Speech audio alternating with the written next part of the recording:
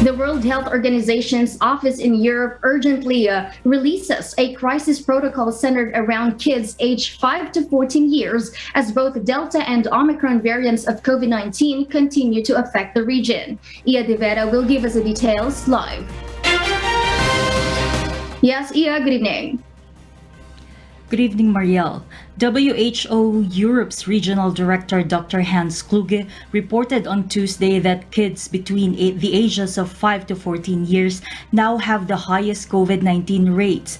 Dr. Kluge identified that the crisis requires an urgent stabilization mode to protect not only the children but also those around them. In a 3-point statement, the office released a new crisis protocol effective immediately. This brings me to my triple call today. Number 1, to shift from a reactive mode to stabilizing the crisis. 2, to protect children and their schools as part of the response strategy.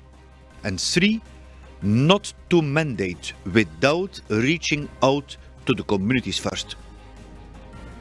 Kluge emphasized that even though the children are 2 to 3 times more susceptible of contracting COVID-19, they are at lesser risk of developing severe symptoms. However, Kluge urged the countries to protect the children as much as possible because they are very likely to transfer the disease to the people around them who are much more vulnerable than they are.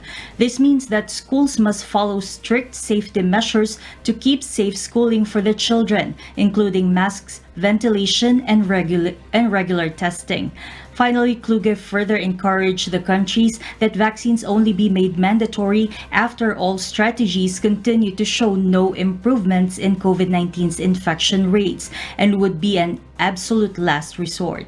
Kluge is hopeful that through this stabilization strategy, Europe will be able to tackle as many variants as they can at the same time. Marielle? Ia, what is the current COVID-19 status in Europe's region? Marielle, Dr. Kluge in his statement stated that the COVID infection rates and deaths have both doubled in the last 2 months. Aside from the current Delta variant dominating the continent, the new Omicron variant has now accounted for at least 432 cases within 21 countries. It is, however, yet to be confirmed if Omicron is more transmissible or more severe than the recent Delta variant. Back to you, Marielle. Thank you, Ia De Vera, reporting live.